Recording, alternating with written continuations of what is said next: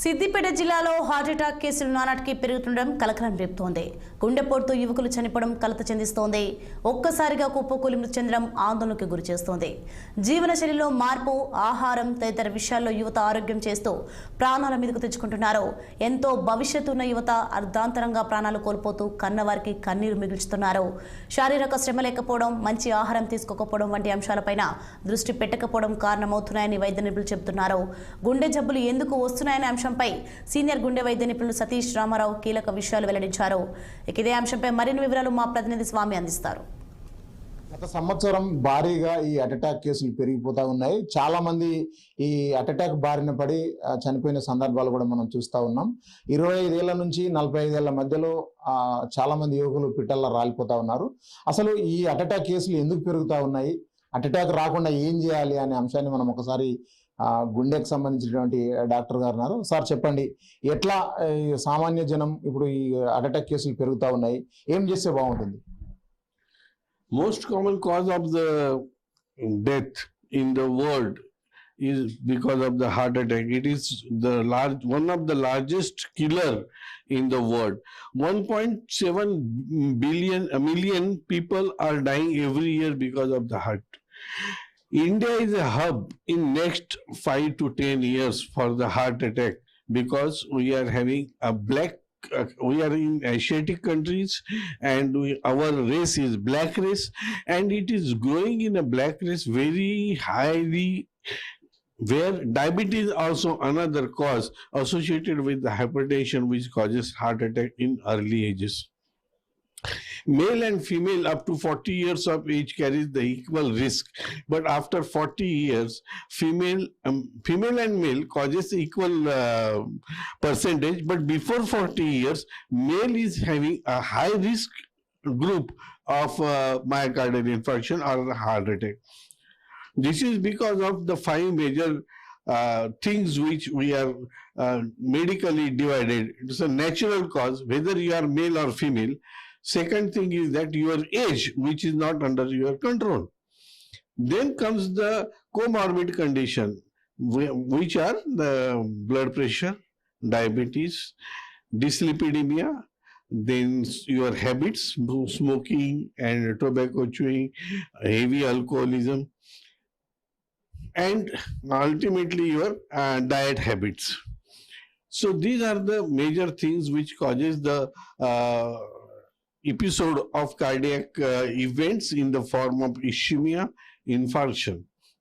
గుండె జబ్బులు ఎలాగొస్తాయో సార్ చెప్పారు. ఒకవేళ గుండె జబ్బులు వస్తే గనక ఎంతసేపట్లో హాస్పిటల్ తీసుకురావాలి, ఎట్లాంటి చర్యలు తీసుకోవాల్సిన అవసరం ఉంటుంది? యాక్చువల్లీ ఏంటంటే ఈ మధ్య ఏజ్ వాళ్ళు 30 నుంచి 25 నుంచి 30 ఏజ్ మధ్యలో వస్తుంది కాబట్టి మనం మేజర్గా హార్ట్ అటాక్ వచ్చినప్పుడు వెంటనే హాస్పిటల్కి తొందరగా తీసుకుని రావాలి. ఏంటంటే మనకు ఫస్ట్ ఇండికేషన్ ఏంటంటే ఛాతీలో నొప్పి వస్తుంది, మధ్యలో ఛాతీలో నొప్పి రావడం, స్వెట్టింగ్స్ రావడం, ఎక్కువ చెమటలు పట్టడం లాంటి, దమ్ము రావడం, విపరీతమైన నొప్పి రావడం లాంటివి జరుగుతుంది. ఇది జరిగినప్పుడు ఒక్కొక్కసారి ఏంటంటే మనం నడవలేకపో కారణాలు కూడా ఉండొచ్చు.